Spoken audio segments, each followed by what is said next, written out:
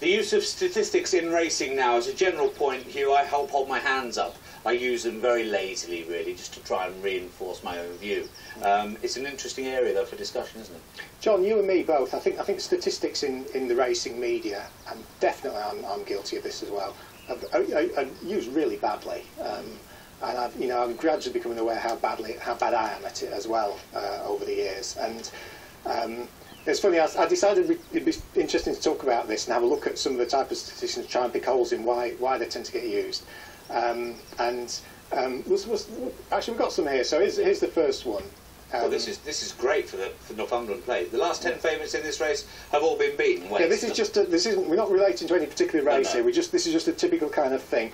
Now, what holes can we pick? The kind of thing I'm saying is these are the kind of questions we should be asking when we see statistics like this. First of all, a sample of 10 is no sort of sample to be judging anything of this kind, particularly something like favourites, where in a big race they're probably going off 6 to 1 the field anyway. You would only have expected one winner. So right from the start you've got an inadequate sample size, but also anything involving a horse's starting price, that's so easy to change. I mean, if for instance the race that we're talking about had a Barney Curly horse that opened up as second favourite and is backed off the boards from 5 to 1 to 5 to 4 favourite, are we saying that horse's chance has reduced because it's now favourite? It just that to me highlights how silly it is to be interested in statistics that relate to the favourite. Every favourite is different. It has its own unique set of reasons why it's become favourite for the race. Yeah. So that's why I'd give a statistic like that a wide berth. And I mentioned the Plate. Only one of the last 10 winners have been favourite, but you'd say, well, look, do you want a more open staying handicap in the calendar, for example? You know, they've all come from completely different backgrounds. Yeah. They're probably 8 to 1 the field anyway, so you'd probably only have expected one favourite to win, so it's irrelevant. Okay. Now, what about the next statistic? This is where you use different criteria to eliminate all the field and end up with just one qualifier on your list. I mean, it's a little bit weighty, this bit complex, but 8 of the last 10 winners have carried 9 stone or less.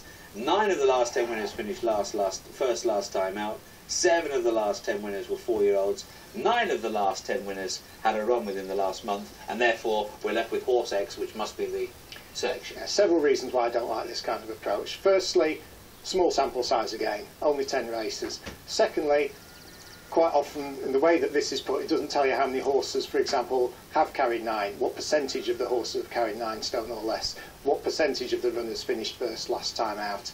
And thirdly, there's absolutely no concept of value involved in this. It leaves the same horses qualify, or the same horses qualify whether they're 6 to 4 or 20 to 1.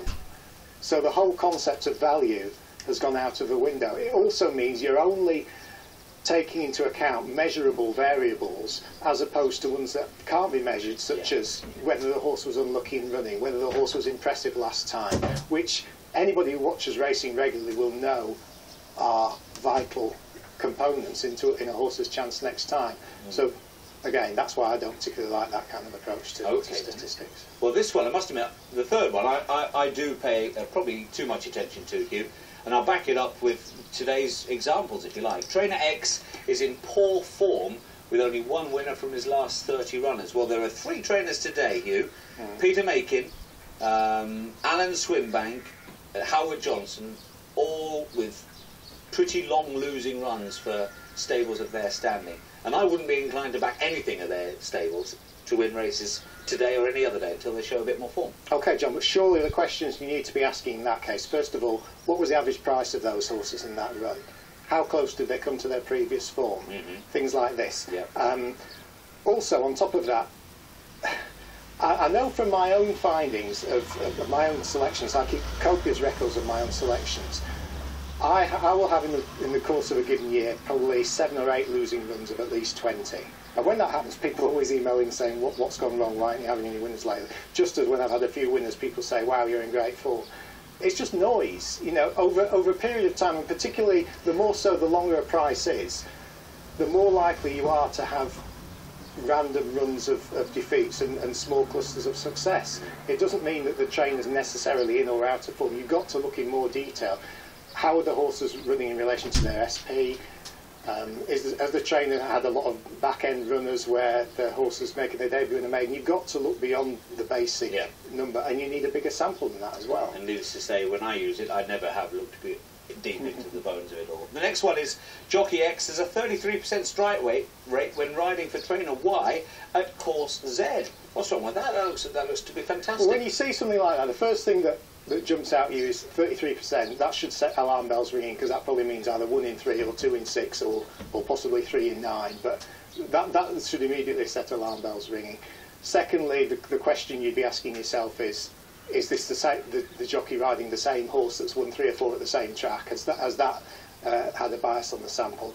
And the third reason is you just have to look at it in a logical nature and say, well, why would a trainer specifically book a jockey for his horses at such and such a course but not at other courses? And unless you've got strong, compelling reasons why that should be the case, again, I think it's just likely to be noise. If a jockey has a strike rate of 10% for a trainer, there are some tracks where he's going to have a 2% strike rate and some tracks where he's going to have a 20% strike rate. It's not necessarily more relevant. It's just the way things even themselves out. Yeah. And there is another one as well about horses beaten. Horse X been beaten on all occasions. He's run in a race with 17 runners. We're in the last few seconds of the programme. Hugh, just to send us on this one. Well, yeah, firstly, horses are going to have a lower strike rate in big fields than they are in smaller fields generally. But secondly, when you see a stat like that, you think, well, my first reaction would be to say 17 runners. I bet he's had a winner in a 16-runner race. Yeah, yeah.